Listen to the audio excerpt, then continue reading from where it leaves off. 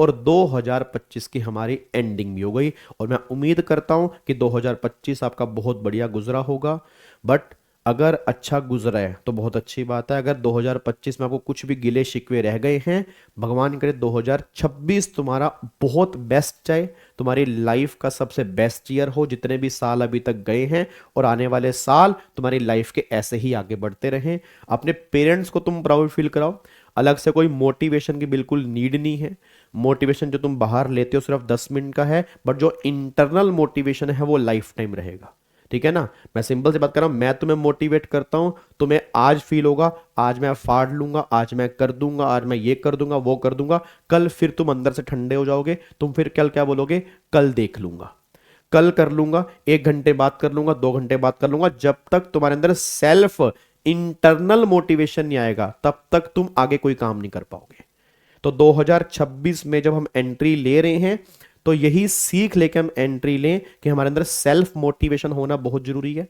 जिसके लिए भी कोई तुम काम करना चाहते हो वो सामने लिख दो, वही तुम्हें लाइन मोटिवेट करेगी कि ये लाइन मुझे इसके लिए करना है। या तुम्हें अगर किसी लाइन ने ट्रिगर की है कि हाँ ये उसने बोल कैसे दिया, उस लाइन को ही अपना मोटिवेशन बना लो। ठीक है। 2026 में पहला तो बात ये हो गई। दूसरी, कंपैरिजन बिल्कुल बंद कर दो दूसरों से। 2026 में ये लेके हम आगे बढ़ेंगे, कंपैरिजन बिल्कुल नहीं करेंगे। कई बार हम करते हैं बट बिलीव में उससे हमें स्ट्रेस होता है। आप जिस दिन कंपैरिजन करना बंद कर दोगे आपकी लाइफ थोड़ी सी और इजी बन जाएगी। तो डोंट कंपेयर, आप कंपैरिजन बिल्कुल बंद कर दो, क्योंकि आप यूनिक इंसान हो, आप अपने आप में बेस्ट हो, आप किससे कंपेयर नहीं कर सकते, क्योंकि उसकी फैमिली अलग है, उसकी परवरिश अलग हुई है, आपकी परवरिश अलग हुई है, तो आप दोनों को मैच कर ही नहीं सकते। दो लोगों में ऑब्वियस सी बात है कहीं ना कहीं थॉट्स अलग अलग होते ही हैं, तो कंपैरिजन करना ही क्यों है। तीसरा, ये कहना छोड़ दो कि मैं ये काम कल करूंगा। बर बिलीव में कई बार ऐसा होता है रात को 11:30, मैं अपनी बात कर रहा हूँ, रात को 11:30 12 बज जाते हैं।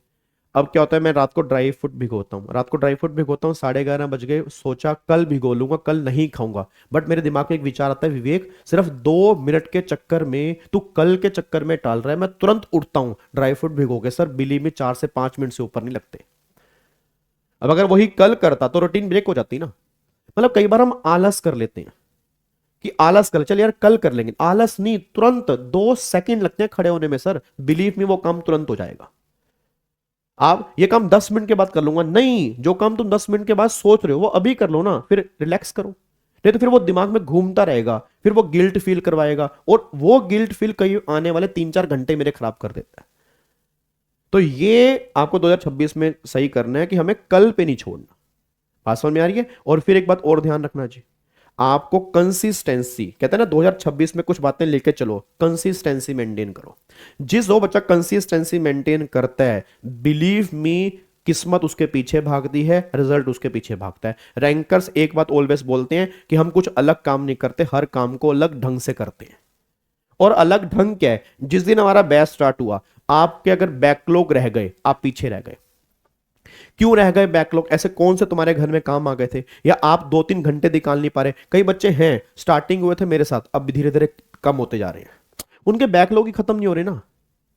तो ये प्रॉब्लम है, ये प्रॉब्लम नहीं आनी चाहिए सर। लाइव क्लास में सबसे बड़ी प्रॉब्लम ही बैकलॉग की होती है।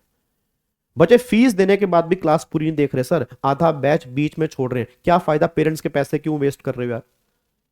नहीं सर तबीयत खराब हो गई थी, भाई तबीयत खराब हो गई थी, जब तबीयत सही हुई तो डबल मेहनत करो ना फिर।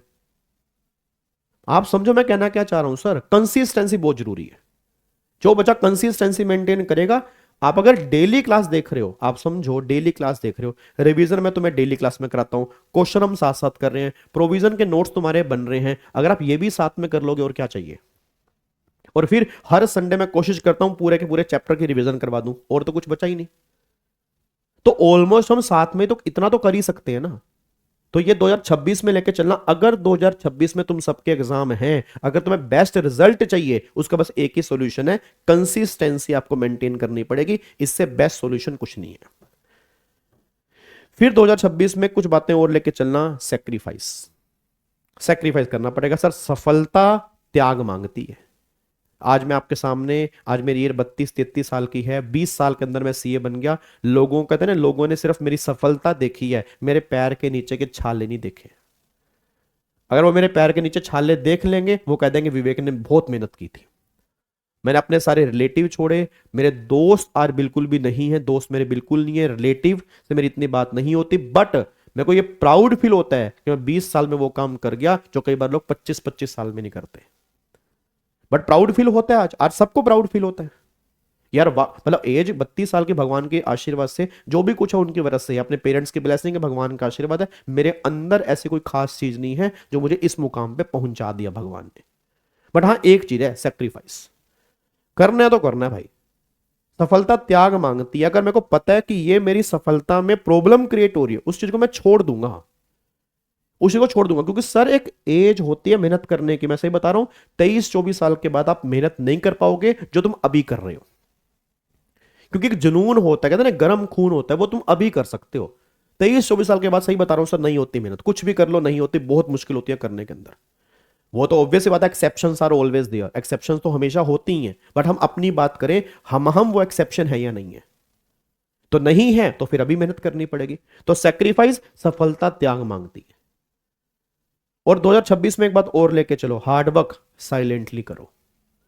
किसी को दिखाने के लिए नहीं पढ़ रहा। मैं देखता हूं बहुत सारे बच्चे इंस्टाग्राम के ऊपर, यूट्यूब के ऊपर या फेसबुक के ऊपर लाइव आ जाते हैं पढ़ते हुए। यार किसको दिखा रहे हो तुम, किसको दिखा रहे हो? कहते हैं ना कि वो कहते हैं वो अपना मेहनत इतनी खामोशी से करो कि सफलता शोर मचा दे, कि सफलता ढिंडोरा पीटे। भाई साहब लोगों की आंखें फट जाएं जब रिजल्ट आए कि भाई साहब ये लड़का रैंक लेके आ गया, भाई ये तो कब पढ़ता था यार, हमने तो कभी पढ़ते हुए देखा नहीं। ये होना चाहिए। प्रॉब्लम क्या, आपने किसी की एक्सपेक्टेशन नहीं जगाई, आपका रैंक आ गया ना, अब भाई साहब छा जाओगे। आपने एक्सपेक्टेशन जगाई, आप पास नहीं हुए, भाई साहब यहां पे ये तीर पड़ते हैं यहां पे। और जो जुबान से तीर चलते हैं खज्म से, वो भस्म कर देते हैं अंदर। जुबान के तीर भस्म करते हैं सर। जुबान के जो तीर होते हैं ना, वो उससे मुकाबला बहुत मुश्किल हो जाता है। बाहर वाले तीरों का तो फिर भी हम घाव भर जाते हैं, जुबान के तीरों के घाव नहीं भरते। और वो कब आते हैं? जब तुम एक्सपेक्टेशन जगाते हो। जगाते ही क्यों हो? मत जगाओ ना एक्सपेक्टेशन। क्यों किसी को दिखा के पढ़ना? आराम से पढ़ो यार, रिजल्ट आएगा दुनिया देख लेगी। वक्त आने दे बता देंगे तुझे आसमां, हम अभी से क्या बताएं क्या हमारे दिल में है। तो वक्त को बताने तो जो हम कुछ करेंगे, ढिंडोरा पीट जाएगा। आराम से मेहनत करो, दिखा के इसी को पढ़ने वाली बात नहीं है सर, सिंपल सी बात ये है जी। ठीक है, किसी को दिखा के नहीं पढ़ना, आज मैंने ये किया, आज मैंने वो किया, आज मैंने वो किया, बिल्कुल भी नहीं, बिल्कुल भी। आप अपने ऊपर काम करके चलो बस। ये अगर जो बच्चा अपने ऊपर काम करेगा ना, वो सबसे बेस्ट है। और लास्ट 2026 में आपका टाइम वेस्ट कर रहा हूं थोड़ा सा, 2026 में लास्ट एक पॉइंट और लेके चलो, एक्सक्यूजेस बंद कर दो बस। ये सब एक्सक्यूजेस होते हैं सर आपके। पता क्या, कई बच्चे एग्जाम देते हैं, उनके एक्सक्यूज पहले से तैयार होते हैं। अगर मैं पास नहीं होऊंगा तो मैं बोल दूंगा मेरे पास टाइम नहीं था, मेहनत नहीं कर पाया, बीमार हो गया था, घर में शादी थी। आप समझो मेरी बात को, आप क्या कर रहे हो? ये आपने आपका एक्सक्यूज दे रहे हो बस।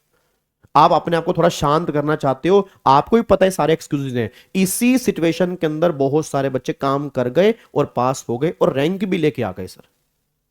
आप समझो, हमें तो ऑलवेज ग्रेटिट्यूड शो करना चाहिए। आप इस टाइम टेबल टेर पे बैठ के क्लास देख रहे हो, आपने कहीं रील वायरल देखी होंगी, लोग स्टेशन पे, बस स्टैंड पे, वो मैं कल गया सर, डी कैथलॉन गया।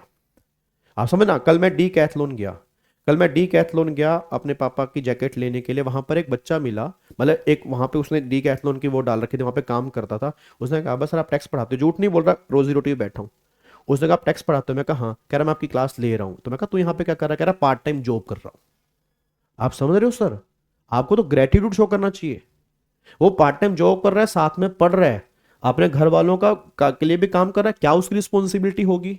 कोई ना कोई रिस्पॉन्सिबिलिटी शायद उसकी होगी, उसको काम करना पड़ रहा है, साथ में पढ़ना पड़ रहा है। हम तो कितने खुशकिस्मत है कि हमें सिर्फ पढ़ना पड़ रहा है, हमें अभी काम नहीं करना पड़ा, दर दर के धक्के नहीं खाने पड़ रहे। अब उसको सुननी पड़ती है, हेलो ओए एल साइज की जैकेट कहाँ है, हेलो भाई साहब एम साइज की जैकेट कहाँ है, हेलो ओए ओए ये तय क्यों नहीं लगा रखा। ये उसको सुननी पड़ेगी पूरे दिन, और फिर वो पढ़ेगा भी और फिर वो काम भी करेगा। तो ऑलवेज शो योर ग्रेटिट्यूड, हमेशा ग्रेटिट्यूड शो करो, एक्सक्यूजेस बंद कर दो। क्योंकि जो हमें मिला है बहुत सही मिला है, बहुत अच्छा मिला है। अगर इससे अच्छा चाहिए तो खुद मेहनत कर लो ना। फिर अपने पेरेंट्स पे हम क्यों क्यों ब्लेम थोप रहे हैं? हमारे पेरेंट्स ने जितना बन सकता था उससे ज्यादा ही किया हमारे लिए, अपना पेट काट के ही उन्होंने हमारे लिए किया है, उससे बेस्ट वो कुछ कर नहीं सकते थे। जितनी उनकी समझ थी उससे भी ज्यादा उन्होंने करने की कोशिश की है। तुम्हारी समझ ज्यादा है, तुम उससे ज्यादा करके दिखा दो, करवा दो उनको ऐश, करवाओ ना उनको ऐश। तो मेन बस ये चीजें हैं सर, एक्सक्यूजेस बंद कर दोगे उस दिन आपके रिजल्ट आने स्टार्ट हो जाएंगे। जिस दिन आपने एक्सक्यूज बंद कर दिए उस दिन पहला स्टेप होगा आपके रिजल्ट का, बस ये पर ध्यान देना चाहिए। नहीं तो एक्सक्यूजेस अगर आप देते रहोगे तो कुछ भी नहीं होगा जी। ठीक है जी, तो इन्हीं बातों के साथ हम 2026 में अपनी शुरुआत कर रहे हैं। ठीक है, और हैप्पी न्यू ईयर, आपको न्यू ईयर की बहुत सारी शुभकामनाएं। आने वाला साल आपके आपकी फैमिली के लिए सबसे बेस्ट ईयर हो। इस साल आपको बहुत सारी अचीवमेंट मिले, बहुत सक्सेस आपको मिले। और बस एक छोटी सी बात और बोलूंगा, जितने मर्जी सफल हो जाना, हमेशा ये ध्यान देना कि आपके पैरों ने जमीन ना छोड़ी हो।